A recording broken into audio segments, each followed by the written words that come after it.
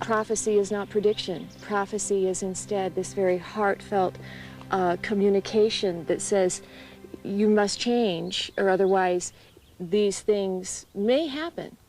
And so at the pivotal point of all the prophecy is choice.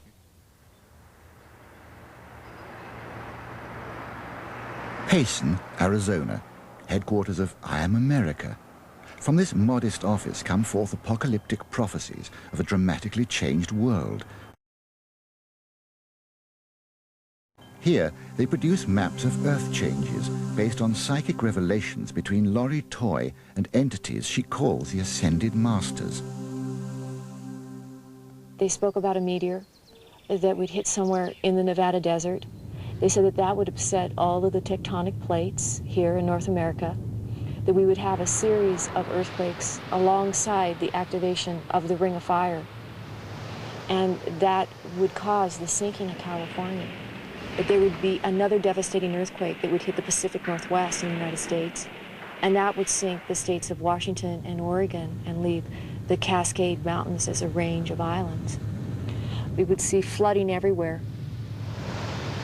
They spoke about that there would be global warming all over the entire planet, that we'd see the melting of both the North and the South poles, that we would have a shifting of the poles, 3 distinct shifts, and that in the final shift, that it would actually be a shift in our consciousness, that it would cause us to change inside. Before her second marriage in 1990 to Leonard Toye, Laurie had been living as a farm wife in Idaho with her 3 small children. But a dozen years before that, when she was 22, she had a most peculiar encounter. I was working as an advertising salesperson for a weekly newspaper in Washington State, and I was called to go pick up an ad. So I drove out to this health food store, opened the door, walked in, and the lady at the counter pointed her finger at me, just like this, and said, "You have work to do for Master Saint Germain." And of course I was quite startled by that, and a little shocked and quite taken and thinking I'd better get my ad and get out of here. And I said, "Well, tell me, who is Master Saint Germain?" And she said, "Come here," you know, and so I followed her through these neatly tiered rows of vitamins and went into her back office, and on the wall was this huge picture of a man, and she says, "This is the Comte de Master Saint Germain." And I was quite startled when I saw that picture. I felt as if it was someone that I had known before. The experience affected her so much that Laurie then spent 5 years studying meditation and once more encountered Saint Germain and 3 other Ascended Masters who appeared in a strange, recurring dream. That dream was a dream where I was greeted by 4 master teachers, and they unrolled this map of the United States, and they showed changes, earth changes, that were going to happen to the United States.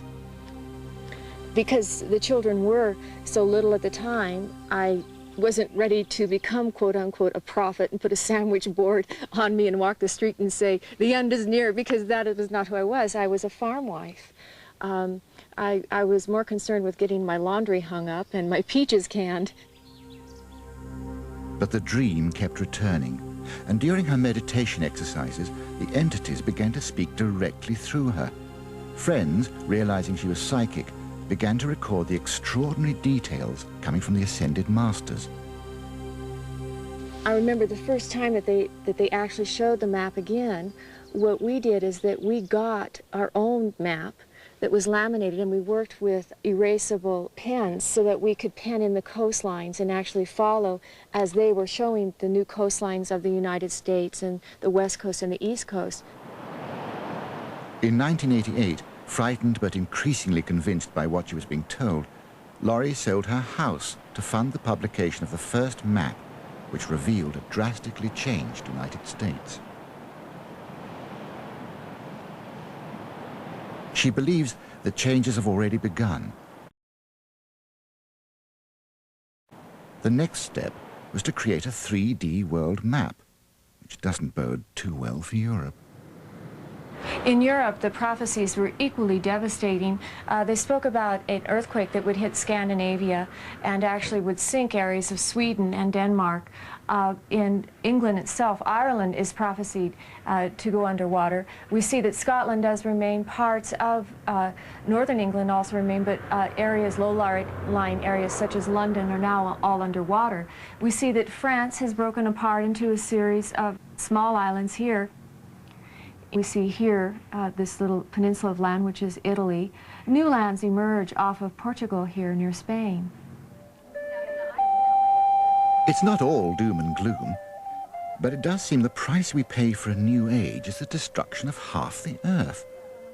The high places like Sedona, here in northern Arizona, will become safe areas, and golden cities will rise along power points on a newly vitalized planet. Alongside also the Earth Changes were the prophecies of the new times, the Golden Age, which they spoke a lot of. They spoke a lot of the universal brotherhood and sisterhood. They spoke a lot about the new technologies, that Earth would actually be renewed after it went through this purification, so to speak. Now their message is reaching millions on the internet. Through their worldwide website, they've attracted some 40,000 subscribers, clamoring for prophetic tapes, newsletters, books and maps. But does Laurie believe any of this is really going to happen?